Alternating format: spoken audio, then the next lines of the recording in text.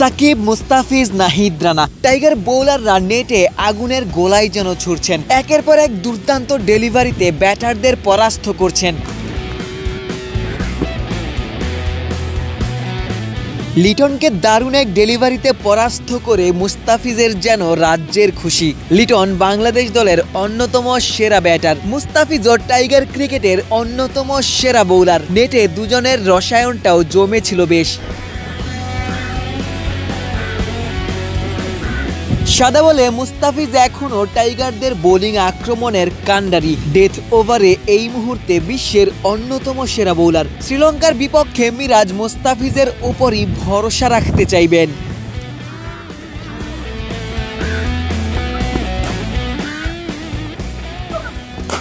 যুবদল থেকেই তানজিম সাকিবকে অনেকেই হয়তোবা সাধারণ মানের কোনো বোলার ভেবেছিলেন, তবে সময়ের সাথে সাথে সাকিব নিজেকে অন্য উচ্চতায় নিয়ে গিয়েছেন। কঠোর পরিশ্রম আর আগ্রাসী মনোভাবেই সাকিব নিজেকে বদলাতে পেরেছেন।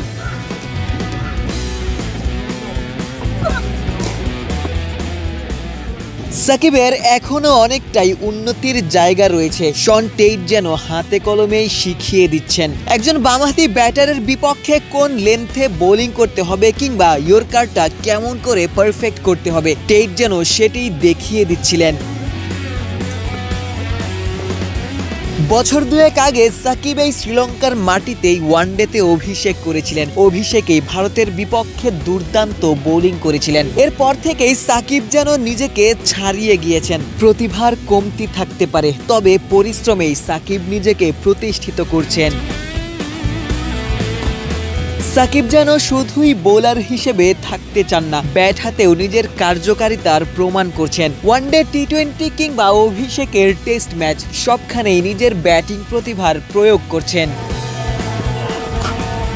কাভারে কি দারুণ একটা ড্রাইভ, যেন প্রপার কোনো ব্যাটারি শট খেললেন। কদিন আগেই সালাউদ্দিন দলে অলরাউন্ডারের অভাব অনুধাবন করেছিলেন। সাকিব কিংবা রিশাদদের অলরাউন্ডার হিসেবে গড়ে তুলতে চেয়েছিলেন। নেটেও সাকিবকে সালাউদ্দিন সর্বাত্মক সহযোগিতা করছেন। সাকিব হয়তো দলের পেস বোলিং অলরাউন্ডারের চাহিদাটাই পূরণ করবেন।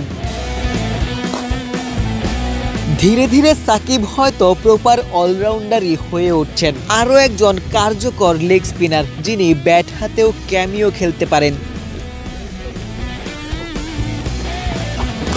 মিরাজের দলে অলরাউন্ডারদেরই প্রাধান্য থাকবে। মিরাজ নিজেও এই মুহূর্তে বিশ্বের অন্যতম সেরা অলরাউন্ডার। নিচের দিকে সাকিব, রিশাদদেরও কার্যকর ভূমিকা পালন করতে হবে। সামনের দিনগুলোতে ব্যাটার হিসেবেও ভূমিকা রাখতে হবে।